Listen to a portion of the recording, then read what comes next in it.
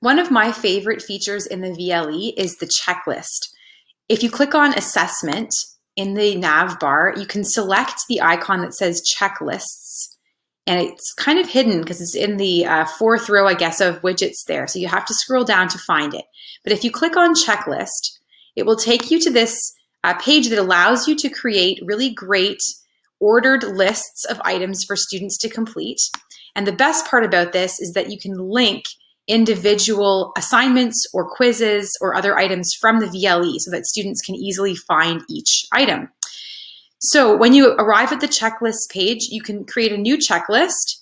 I've already got a few created here, so I'll show you one that's already made. So the end of quadmester checklist here, if I click on this, I like to use these at the end of learning blocks to help students organize their submissions, but you could also use it each day as a way of sharing an agenda for the day.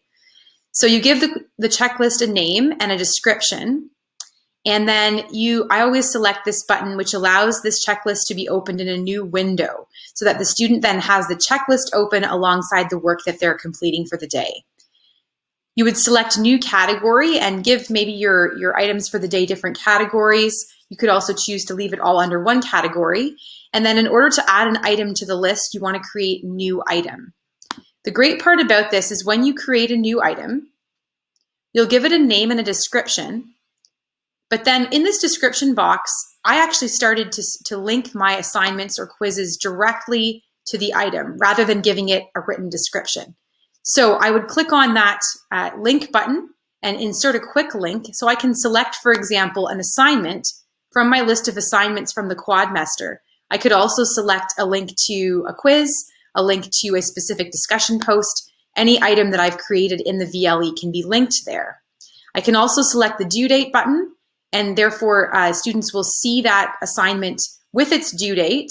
And if I click the calendar button, it will also display that due date on the calendar on the course homepage. So really, really useful functions there. You can save, and then what you'll see is you'll see your item added to the list with the quick link to the assignment or the quiz that you included.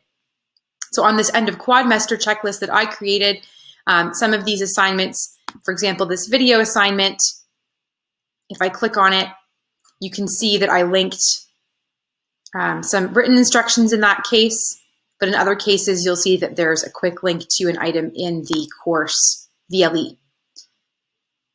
Once you've created your checklist, a great way to include this as a daily agenda or reminder is to paste it into the activity feed on the course homepage. So you click on course home. And for those of you who like to use an agenda each day, this could replace using a third-party app because you're able to simply create a post in the activity feed. Just let my computer sort itself out here. Create a post in the activity feed, click the attach button, and you'll notice that this attach link to existing activity option appears. If I click on that, I can then go into my course materials and find that checklist I created and very quickly and easily include that here as part of my message. So when a student logs in, they can see my message for the day, and instead of typing out my agenda or linking it outside Google Calendar or something, I can simply click on the checklist and they'll see each item with its instructions, the quick link, and the due date. Hope this is helpful. Many thanks to Caitlin for this time-saving organizational tip of using the checklist tool in D2L. If you want to connect with us via Twitter, visit our website, or send Elisa or I an email.